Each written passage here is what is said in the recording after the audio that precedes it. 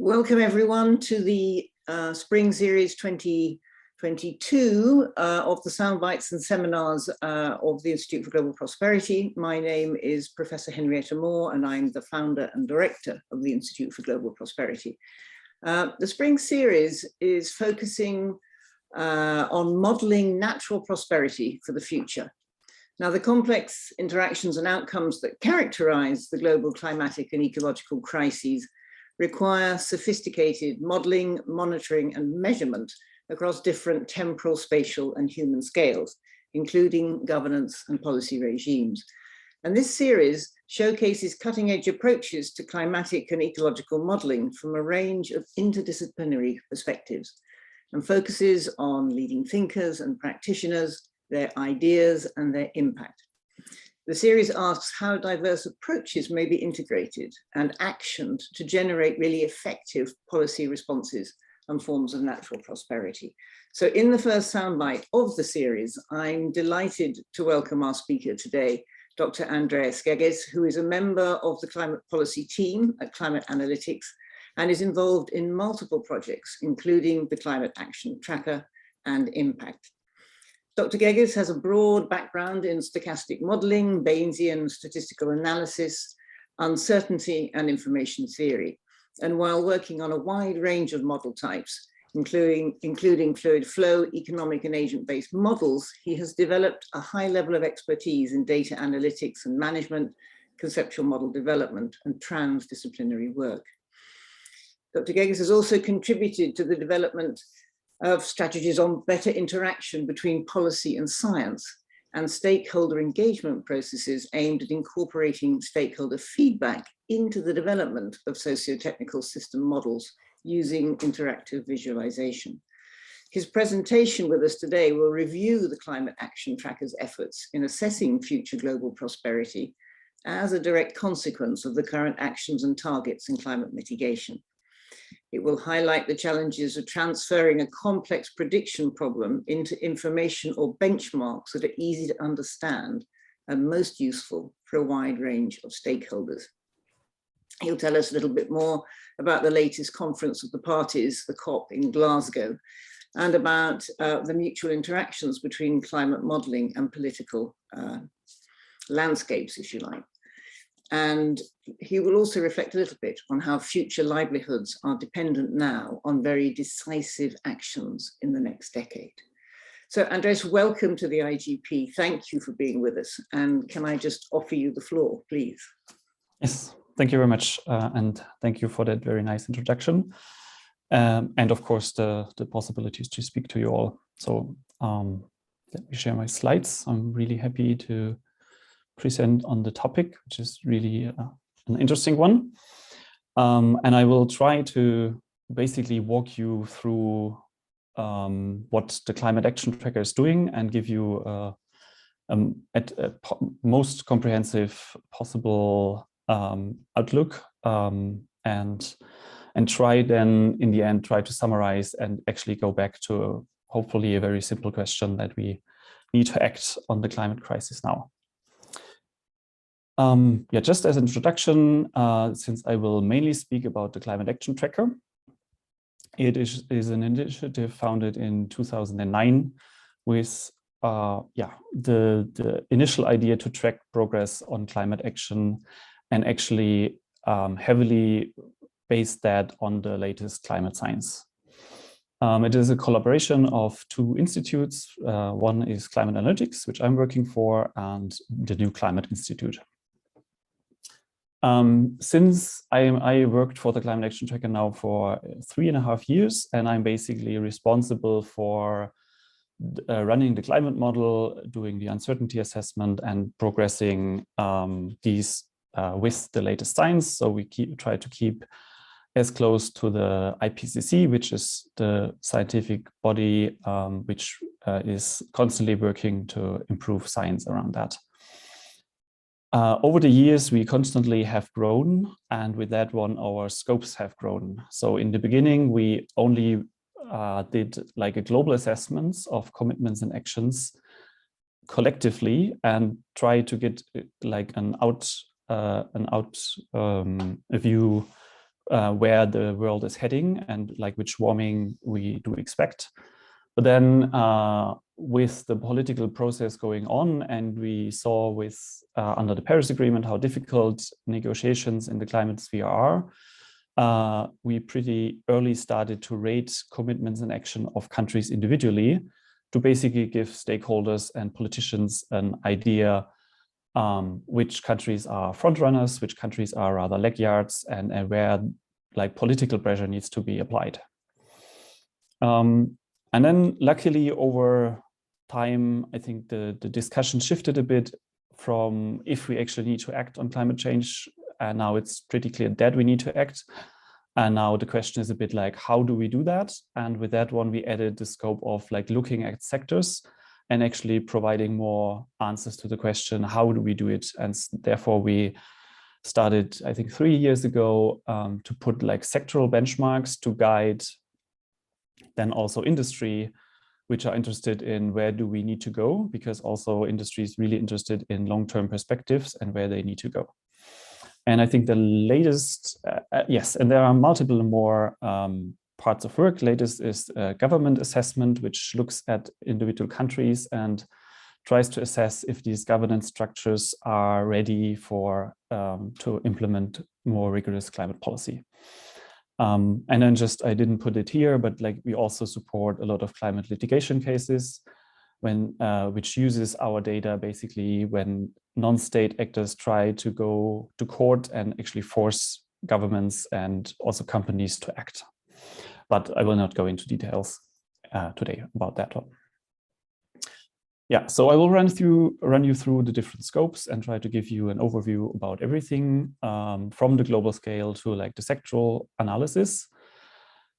Yeah, as you heard in the introduction, we are very engaged in when the UNFCCC has its conference of the parties, and the last one was in November in Glasgow.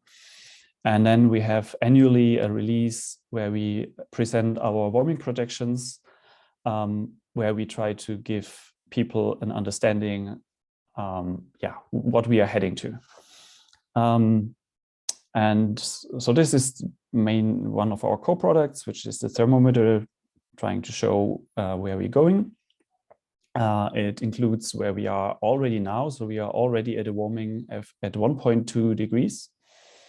And I hope all of you know that like we have a common goal, which is formulated under the Paris Agreement, which is actually formulated as well below 2 degrees, but we and a lot of other people normally interpret that as a 1.5 degree warming. Yes, and statistically, it's basically also with a probability of 50%. And then already it is more complicated as you would hope. We have now 4 scenarios where we try to project warming, and we start with a current policy projection, which only looks at laws and targets which are already in law in the countries. And with that one, we currently predict like a warming of 2.7 degrees with quite a large uncertainty around that, because yeah, nobody can really look into the future, and I cannot go into details, but just deriving that one number entails really a lot of assumptions. And as I said, it's only one scenario. Under the Paris Agreement, countries are obliged to improve targets, and they are called national determined contributions, and they are for 2030. And if you use that, if you look at these goals and add that, we see a reduction of the global warming to 2.4 degrees, which is already an improvement. And then we can successively look at other targets. Last and the year before, the UK, I think, started the initiative of putting forward net zero targets, which basically means that a country is only emitting as much emissions as natural or artificial processes are removing emissions from the atmosphere. And so a lot of countries then put forward net zero targets, including in the end, India, the US, and so on. And if you would also incorporate these targets, you would end up at 2 degrees, which is already quite close at a 2 degree target. And then I think 2 years ago, we added an optimistic scenario to let people know that we actually can, that there's hope and we can actually limit warming quite a bit. And with that scenario, we look at all announced targets, and even if countries are discussing targets, it basically should be like a positive outlook. And for me, there you already start with getting into trouble in the connection with stakeholders and politicians, because at this year's COP in Glasgow, when people saw this 1.8 degree prediction, even if it's an optimistic scenario, there was like the slight notion of, oh, maybe this is well below 2, maybe we are already on track on achieving the Paris Agreement target. And since the climate action tracker becomes more and more picked up in media, it becomes also more and more challenging that actually to present the data in a way that is also presented well in a journalistic report. So we had to really then focus on telling people that this optimistic scenario is also actually not a very likely scenario, sadly, and rather the 2.4 degree scenario is likely, and there is actually a credibility gap, which I try to explain in this slide. So connected to this one temperature, it's basically what you need to predict that is basically a global emission pathway, and this global emission pathway needs to go on until the year 2100, because there's where we predict the temperature. However, all the targets are basically formulated either in 2030 or 2050 or a bit longer. So you have to do a lot of projections, which we do based on global models. However, if you basically, like you see in the blue area, in the blue shaded area, this is the current policy projections. But the latest information we have on targets is actually in 2030. So you have 70 years of projections, which you can see has like a lot of uncertainties in it. And then if you then, as I explained, successively add targets, you go back to, you lower your emissions, and actually in the green area, you see where the IPCC, like the science community, would say where we would need to go with our emissions to be 1.5 compatible. And then first of all, you see there's in 2030, there's still a huge ambition gap, which I will show you in the next slide. But which I want also to highlight is that if you look at the 3 pathways in the middle, which basically successively adds targets and ambition, you see that the difference is mainly in 2050, and there is no difference in 2030, which basically represents that a lot of the new targets coming in are basically long-term targets, because it's at some point much easier for governments to put out like long-term targets rather than targets in 2030, which is actually only now 8 years into the future. So countries are very reluctant to increase their ambition. And this is actually where we said, okay, we have a huge credibility gap, because we will not reach a net zero target in 2050 if we don't start now. Yes, and then we try to condense that information about the NDCs, which is the core of, one of the core thing, how the Paris Agreement is constructed around. And this is basically condensed in an emission gap, which is in 2030 showing the difference between where we are heading in blue and where we should go in green. And basically this scientifically, this is the scientific assessed 1.5 compatible pathway, which would actually halve emissions in the next decade, while we are currently only at a plateauing, and we have therefore an emission gap which is around 25 gigatons in average. And in the latest update cycle, so countries bringing forward new NDCs, we only had a change of about 10%. And then you see, so we have like 90% of that gap remaining.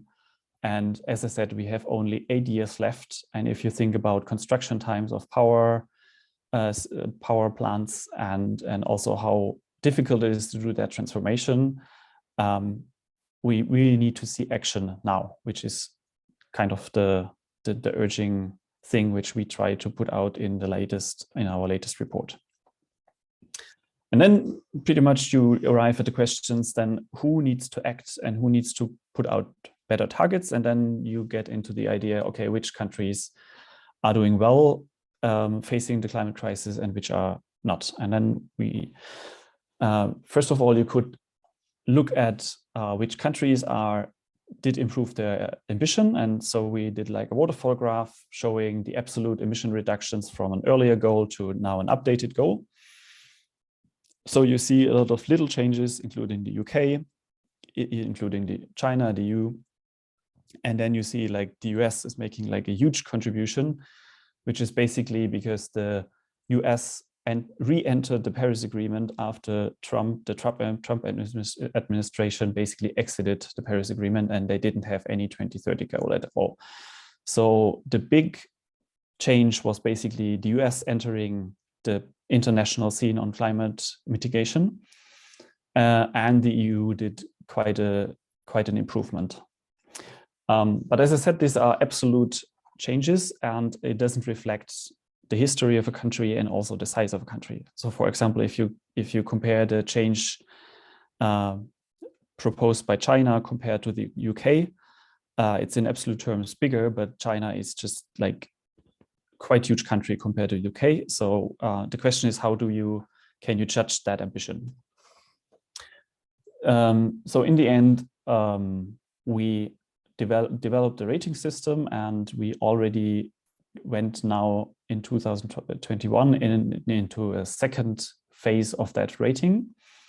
Before, countries were basically rated based on something which was called a fair share rating. And this was, again, scientifically founded in the equity literature. And equity is basically a full scientific community which is looking at climate mitigation and how mitigation can be done in a fair way. And there's a lot of disagreement, if you can imagine, what is fair on this international scene. Because first of all, you can just maybe condense it into like 3 notions of fairness. One is equality, which basically would assume every country should go to a same level of per capita emissions, which then would be like in the end fair, but you need to discuss over which timescale you would go. However, on the other hand, if you're looking from a developing country's perspective, which doesn't have like a lot of historic emissions, you could also say, yes, but if a country had a lot of historic emissions, they would actually need to reduce their emissions now faster and maybe to an even lower level, because they are basically much more responsible for the climate crisis. And the latest view, the last viewpoint would be ability, where you could say, yes, it depends on the wealth and the technology of a country, how much they need to reduce. And there's no agreement on that, but in our early rating, we basically try to condense that and make like an average on that. However, the world, luckily changes or changed over the last 20 or 10 years. With renewable prices coming up, it's not always clear now that mitigation and emission reduction is actually a financial burden. And it is also then something you need to consider economically, and therefore, like, we introduced a lot of different components now, which is like a domestic target, which looks more at like what is economically feasible as a target, what are policy and actions already in place, because as I said, we are running out of time. And then we also look at climate finance. And for that one, I want to give you a short example why climate finance is important. Because basically the fair share and the domestic pathways goals are reflecting two different kind of views at the same thing. So for the EU, for example, which should be a financial donor country, and why is that? Because on a fair share scale, the EU would need to reduce their emissions much more than it would be sensible on an economic scale. And for some countries, this would even go to negative emissions in 2030, which would result in a huge investment. And actually, if you then look at economic models, they basically say that this is a non-optimal allocation of finance. So to balance that out, it would be actually then better if the EU only goes to what is economically feasible in its own domestic boundaries, and then would provide climate finance to, for example, a country like India. And like from a fair share perspective, India as a developing country and without a lot of historic emissions, it would actually be allowed, just as I said, under this scientific, or like trying to condense that. So I think everybody can still have different opinions on that. But if you aggregate like the scientific literature on what would be like a fair target, they would still be allowed to increase their emissions till 2030 and maybe a bit beyond. But if they would receive financial support, they could actually go to a more economic and optimal reduction pathway. So in the end, globally, what matters, you could, with that kind of scheme, reduce emissions much more. And then, of course, it's basically important that a country will fulfill its purpose on all that three scales. So try to reduce emissions as much as possible compared to either fair share or their model domestic pathways. But also then, for example, for the EU, they really need to provide climate finance. And we try then to aggregate that into a rating. We have whole presentations on that new rating system, and I don't have the time to basically go into more details, and this is basically now just the overall rating. And I just to give you an idea that how many countries are actually doing well. And sadly, it's only Gambia which is doing well. And Gambia is basically also doing only well because it's basic history and that it is not a very wealthy country. And this is basically also the case for a lot of the countries in the almost sufficient category. And I think worth highlighting is that UK is actually is the only developed country which made it with its net zero announcements and with its NDC to the almost sufficient category. And then again, this is the picture why I say there's a lot of urgency to face in the climate crisis. We have only insufficient and highly insufficient countries left. And we still have some critically insufficient countries like Iran, Russia, Saudi Arabia, Singapore, and Thailand, where we actually don't see any ambition for climate change. And yes, as I said, the landscape actually changes. Renewable technology becomes much more available and is becoming much more cheaper, and people and industry starting to ask, okay, what is actually now what we need to do? How do we do it? And with that one, we derived, or we translated the Paris Agreement as a global target into sectoral targets or benchmarks. So this basically means you take like the remaining 1.5 emission budget or the pathways, and then try to look at global models, look at how, for example, they develop in their use of energy, how energy is generated, and how can you decarbonize all of that. And we looked at the four major sectors, which is the power sector, the transport sector, industry, and buildings.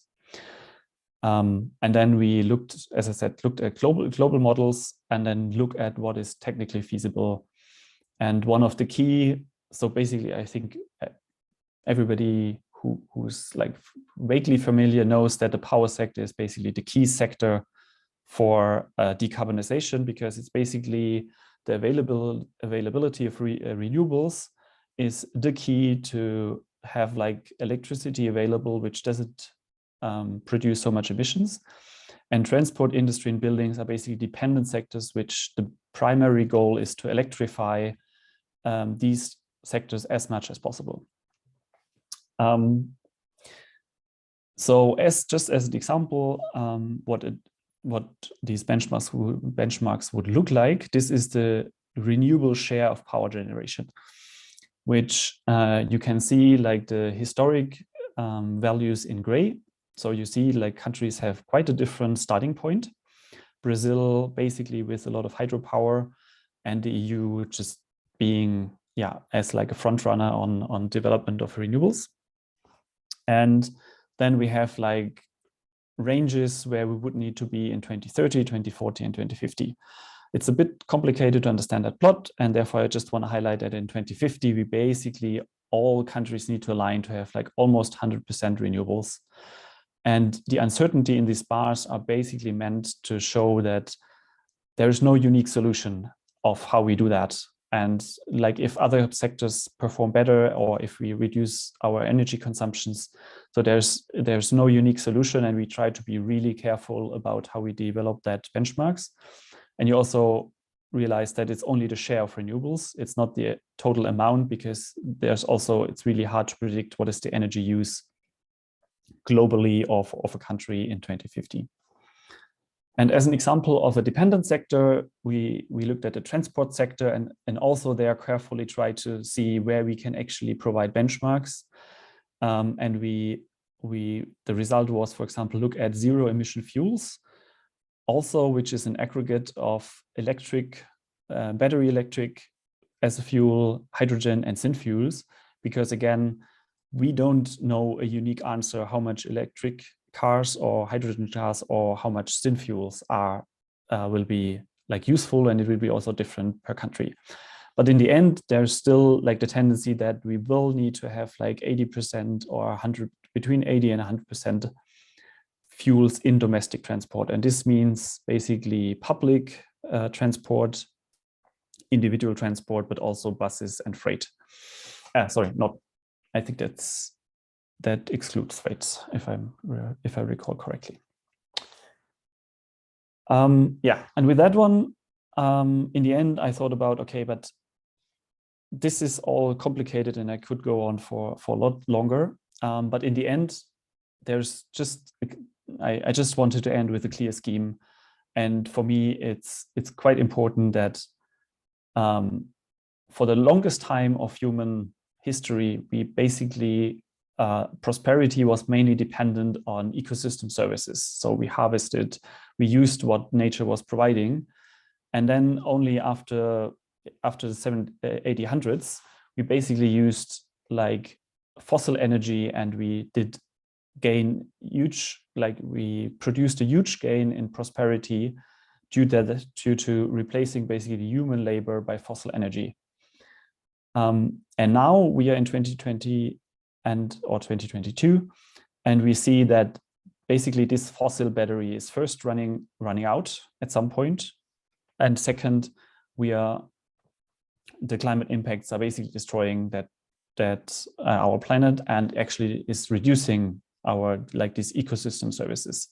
So there will be for sure a post-fossil era, and the big challenge is basically to replace fossil energy use with renewables, because we will always rely on ecosystems, and the faster we will do that transition, the more of these ecosystem services we will have left.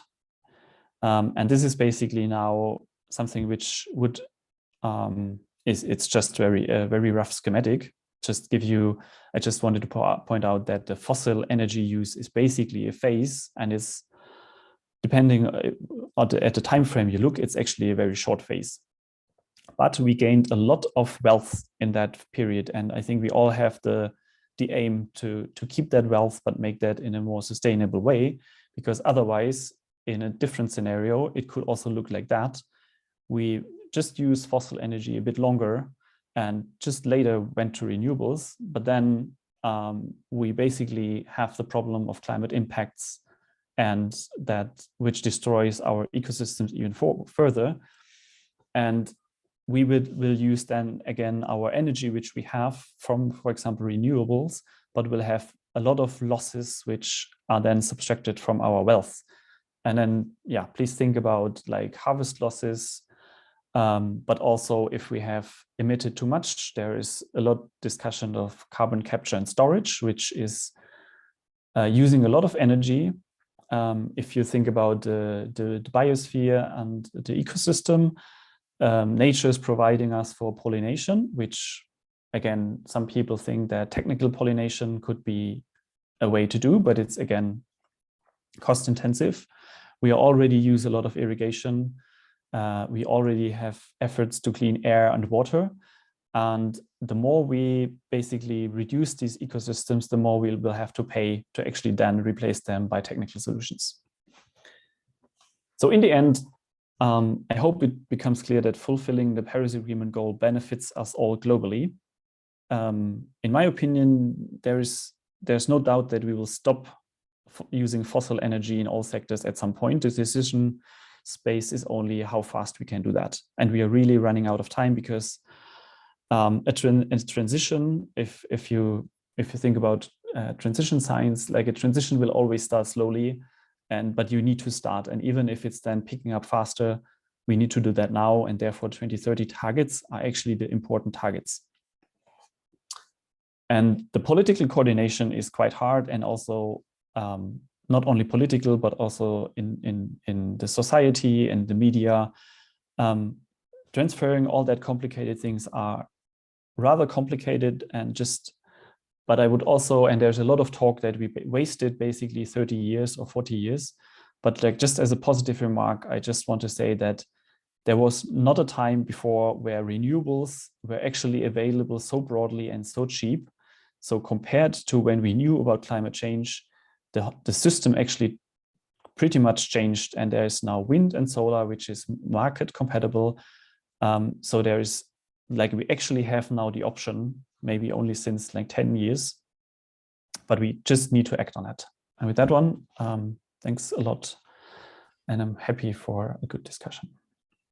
Thank you very, very much. And for those of you who can unmute, we can clap you in a way that you can hear. So thank you. Thank you very much. Now we have a lot of interest online, and we have some people who you can see here as well, and they have also asked some questions. I just have one question myself, and it was really relating to this idea of how do we bend the curve more quickly? And I wonder whether you have in your mind a climate tracker, as sort of an indicator or a rating of the amelioration of the economy and society to make the changes. In other words, instead of looking at what people are currently doing with what we've got, how open is the setting in which new opportunities can actually emerge? So it's more an opportunity rating as opposed to the track record that they've gone along. I don't know if you have any thoughts about a sort of a new rating, a new ranking that could be used in that way. Yeah, that's a very good question. I think there are only like small bits and pieces you can like put together. As I said, like the upcoming of and the competitiveness now from renewables is basically one piece, which is like so important. But also if you see like front runners in transportation, like you look at Norway, you see how important, like how quickly they switched now to electric vehicles, which is a major milestone. So I think from a perspective of what are the lead runners, right? Like I think it's basically what you can observe in small countries or in some small examples, and then basically hope that we can upscale that quite a bit.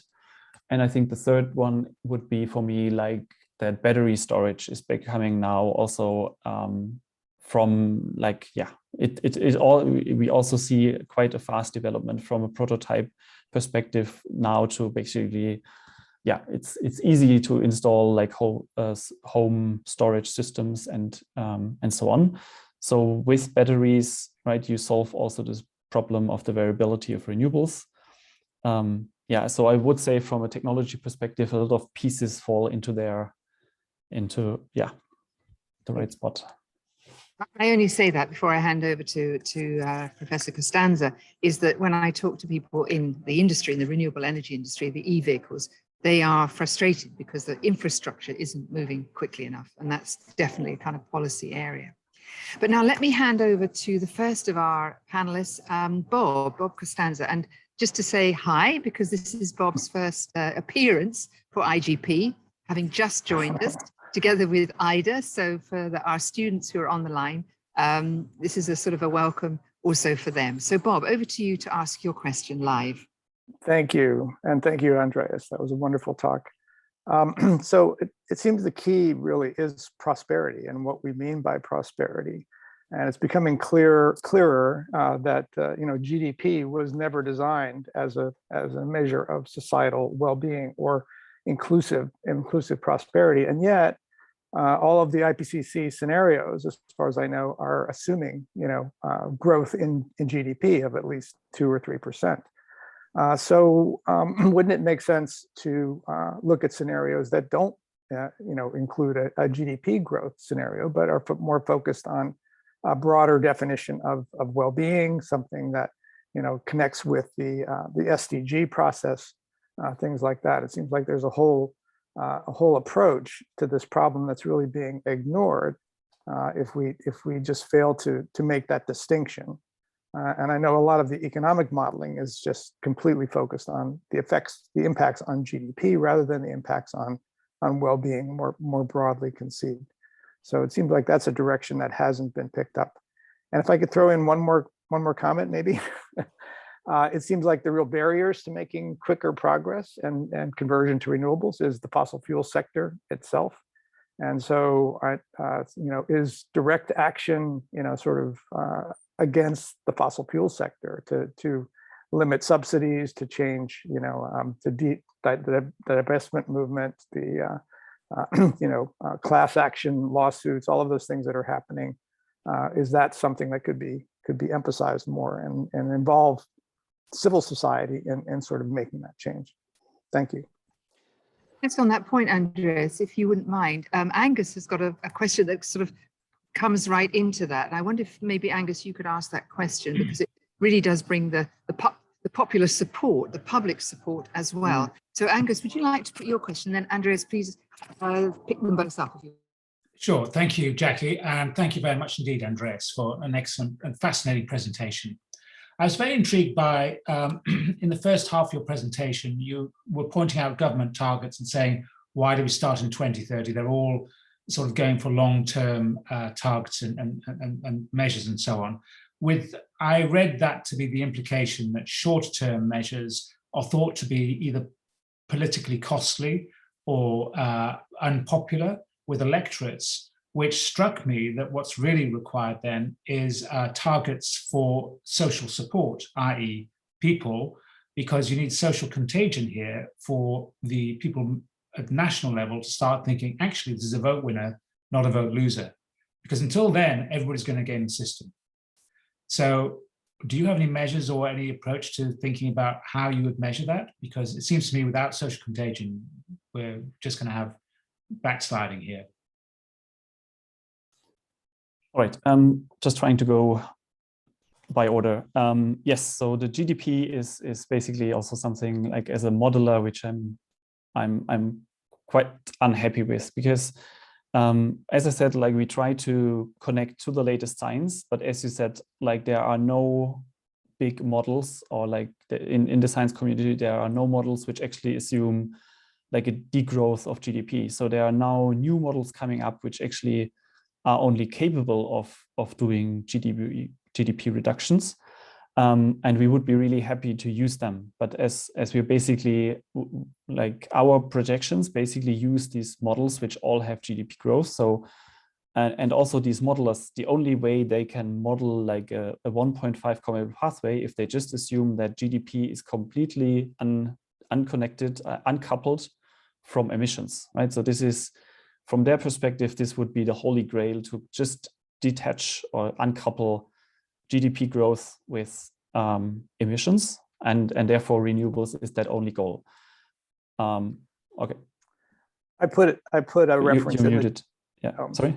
I put a reference in the chat to everyone about a study that looks at some degrowth scenarios as well and what that means for climate. So just as an additional thing, and yeah, and they're saying that the decoupling thing is, it's not technically feasible really to get to that absolute decoupling. But if we did degrowth scenarios, we could achieve 1.5 degrees and probably improve well-being more broadly. Sorry, go ahead. No.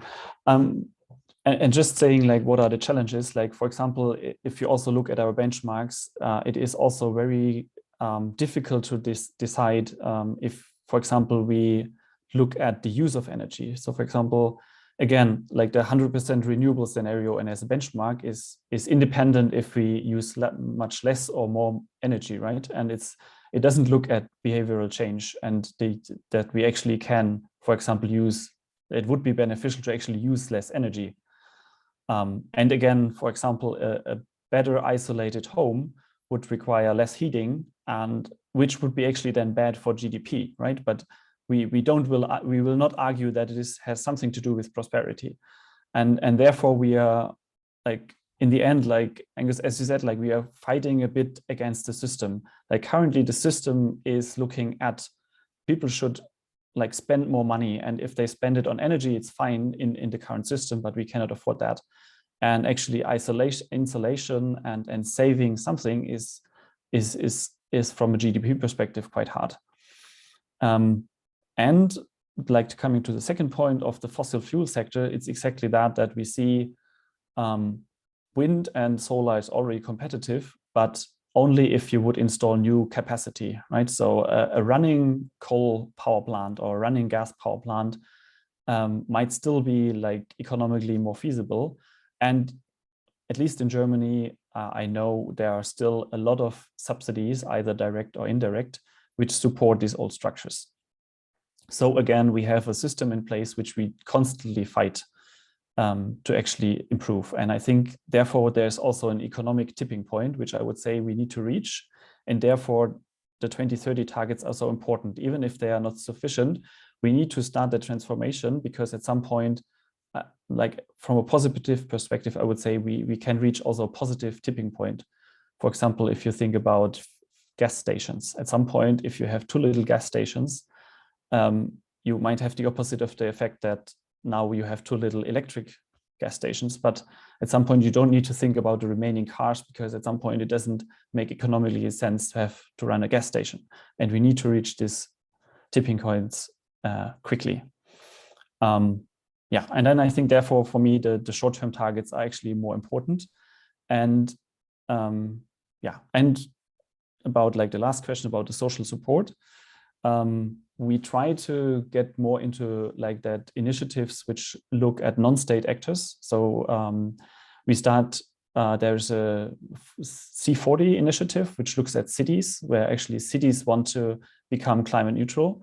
And they created a framework to basically help each other, but also there's the idea that they can see which city is doing well and not. And we also try to work on a rating system, but this project just started now, so I cannot give you any ideas on that one. But I totally agree that like non-state actors becoming much more important, especially when you see that on the national scales, things are not moving as fast as we want. Thank you, Andreas. Now, we have a few really interesting questions in from the audience, and I'm going to combine two. One is from Chris Harker, another one of our faculty, and he says, to what extent do you think energy transitions rely on other major social transitions? In other words, huge reductions in inequality, significant shifts in the role that finance plays. And I want to combine that one with Maria Jose Asenzo's question. So thank you for the presentation. Seeing the graphs in the slides, I was not able to see Latin America's scenario. How do you think renewables can be a solution for countries where renewables are not affordable at all? How can they be perhaps complemented with other traditional methods, such as indigenous? Thank you. Yeah, just on the social transition, I need to admit, like I'm coming from an engineering perspective, and it's also something I have developed over the years, that the energy transition and the climate transition is actually so directly connected to a social transition. Because if you think about, it's hard, or the other way around, it's hard to think of a 1.5 compatible world where, for example, you go to equal per capita emissions without a social transition. If you look at, I think there recently have been a lot of studies that actually the differences in emissions within countries, like between wealthy and poor, is actually often bigger than between the national differences. So in the end, I would hope that, like, if you think about emission allowances being the same for everybody, that it it will entail like a social transition, and it's basically, you will not get around that. And for the case for Latin America, I think that goes back to the perspective which I try to say, that there needs to be international finance between countries. And I think there's a huge effort now to basically put together a package of money where the developing countries will receive money to do so. But therefore, we need more conditional NDCs. This is like NDCs of countries which are conditional on financial support. And sadly, we also don't see a lot of them, because also, I think countries are just cautious about that. And I'm not an expert, but I'm also, like, often in these countries, there are also a lot of subsidies by states, which make like the introduction of renewables harder. I'm not sure if that is in Latin America the case, or if it's just like the other regional differences. So, Andreas. So now back onto our panel, and I have two more from the panel. So Ying, would you like to ask your question, please? Ying is a PhD student working on plastics throughout the world. Ying. Thank you very much. Thank you very much for your brilliant presentation. And because my current PhD research is about the sharing of knowledge and the translational flow of environmental data. So I see that actually your team is creating tools and to visualization the data. And especially actually you have the data from many different countries. So actually my first question is about the methodologies. What strategies you are using actually to catch and collect data from such a lot of countries, the environmental data? And are there any like obstacles or challenges you are facing now actually to collect the data, especially when we think about like the ownership of the data and the regulations and this kind of thing? Yeah, so that's kind of first question. And the second question is why you think it's important to create tools actually to visualization this data? And do you think this may be very important in the interaction with the policymakers and maybe for the other people who are going to use your service? And also then it's who is using the service? So maybe that is the last question. And yeah, thank you very much. So yes, regarding the data collection, yes, it's quite a challenge. I think we have about 20 colleagues which are working as something we call country experts. So we have not for each country one expert, but we have basically have people assigned to a country, which hopefully grow in their knowledge about the country. But of course, we rely on a lot of central data, like for example, for the IEA, the International Energy Agency. And for example, their data is restricted, and there's now a big push to make that data actually available, which we are really looking forward to. And yeah, as I said, like we rely on data from the science community, from the IPCC, and also there are big efforts to have like actually emission historic data series, which you wouldn't think, but it's actually a challenge to have like a complete data set about historic emissions, specifically if you look at countries. And there is a lot of national reporting from countries, but honestly, there's also some doubts of some of these reported data.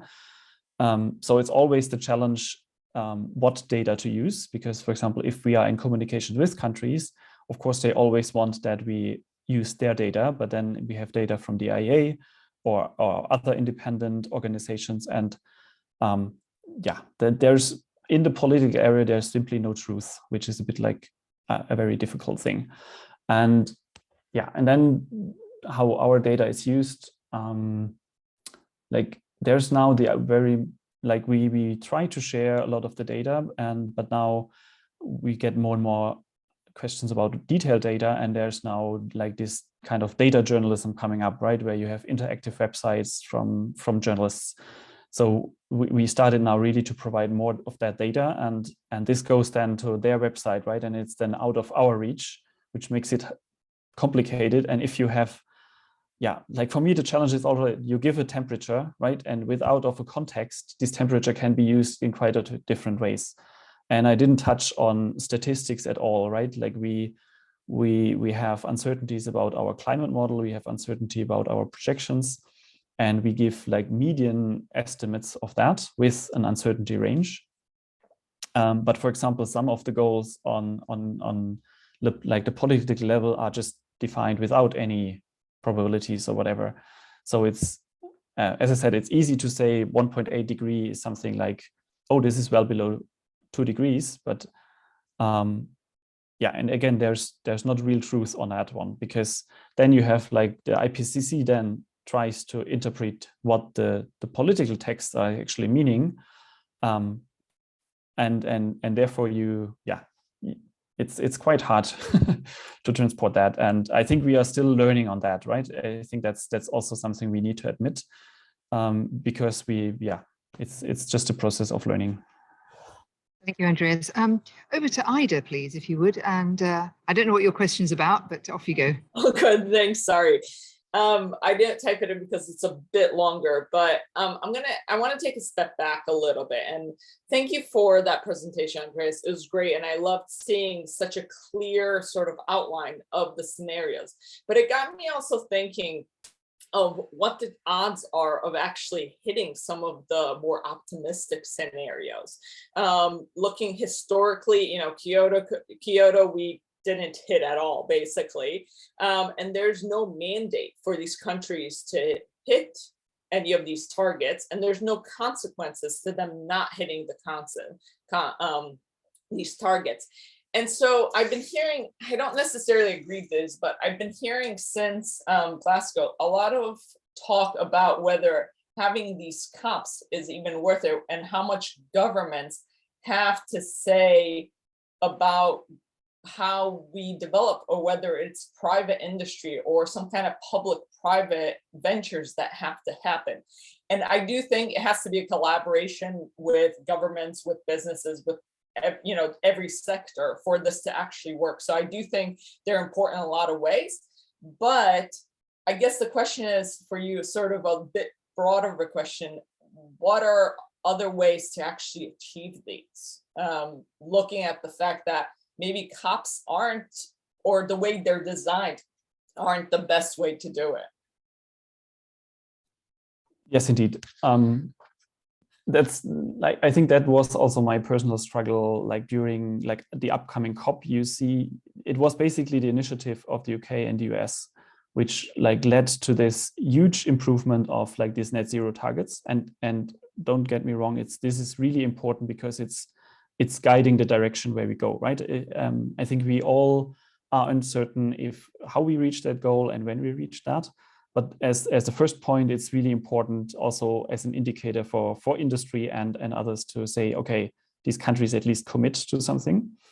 But I would also agree that like the format of a COP is rather difficult, and it's just hard to see a country which is putting forward a very ambitious 2030 target, but they don't adjust their 2050 target, but they don't adjust like their short-term target. Right. And then of course, like we have even a step further, we have the current policy projections, which is actually looking what are in place. And as a modeler, you also need to see that like from current policies, it needs some time to actually shift the economy to like a target pathway, right? So we don't achieve a target by just putting it, but we need to implement it. Right. Yes, so this is what makes me impatient, because we need to bend that curve, and with 8 years, you already need 2 years, 3 years for the planning and the implementation, and then you bend, right? So, and we are losing emissions. Right. And the difficult thing is that we stay at this, I think it's 50 gigatons per year plateau. And this is basically where we lose time, right? If we would now be on already going down that cliff, you then could, it will basically save us time. But I would be more pessimistic if we wouldn't see like something like Fridays for Future on the streets, right? Like I think 2 years ago, I guess we should have been more desperate, and now you actually see that there is more pressure, even though we lost again time. But we see it at companies. I think a lot of companies have like plans around how they could do their transition, but they either wait for the financial system around changing, or I don't know, just like the indicators. But at least like personally, I talk to people from different industries, and it seems that especially like the old industries, like also, for example, chemical industry, it's actually quite hard to think of, like, because the whole chemical industry is based on oil. But at least, right, from a feasibility perspective, it was for them quite important to find at least a way how, for example, they use then hydrogen and synfuels to actually then would be able to just produce the same goods, but from solar, air capture. And as I understood, at least there are plans, and the question is, it's just currently economically not feasible. And I think therefore you need actually on all scales, you need to put pressure and give directions. And it's not only a political thing, for sure. So Andreas, we have 3 minutes left. We have quite a few questions from students and others. So I'm going to put a few together. And if you could just sort of wrap up with that. So Alina Malm and Adrian Plomteau, they're sort of talking about probability. So one is, you mentioned the probability of 50%. How is that accurately interpreted, contextualized? Another question from Adrian, do you think that there are some biases in the predictions of the climate action tracker, especially in the assumptions of the models? Because obviously IPCC is changing its predictions over time. But I would really like to, there's a question also about waste and recyclability and wind turbines. But the very last piece is a slightly personal question, but an important one for everyone trying to look ahead and drive change. How do modelers and scientists such as yourself manage to stay positive and protect your mental health when dealing with issues of such fundamental urgency and importance to humanity and the planet? So if you could tackle all of those, that would be great. Thank you, Andreas. Okay, thanks a lot. Yes. Okay, so the easy questions is, a likelihood of 50%, it's actually quite hard to interpret it as 50%. We tackle we have the same problems as in weather forecasts, but it's basically 50% of the models would be above that temperature and 50% of the model runs would be below, which will not actually resemble an actual likelihood. If we have a bias in our predictions, I would say likely yes, but we will never find out because we basically model an unobserved system. That's basically the problem. Nobody observed a world which has like a warming of 3 degrees. So all the climate models are basically models which we extrapolate our knowledge from this world's climate to a world which would be like a 3-degree warming. But on a positive note, the closer we would get to like 1.5, the better we would actually be on our modeling because it's getting closer to what we know. Recycling of wind turbines, it's just something I hope we would solve. It's just like, I think it's unavoidable that we will use wind, and also humanity doesn't recycle a lot, so we will just need to recycle everything at some point. And mental health is it's just a difficult question. I think at some point you have to detach from your work. It's also just work. And as I said, you just need to see the positive points. And I hope that there's, okay. Thank you, Andreas. Well, I suspect that everyone having seen this talk has got a slightly better mental health status than when they came onto the call, because we always find information helps people. So for those of you who can unmute, can I ask you to thank Andreas in the typical way, and thank you again. It's a really great talk. So thank you so much. Thank you. You're welcome. It was a pleasure. Thank you. Goodbye, everyone.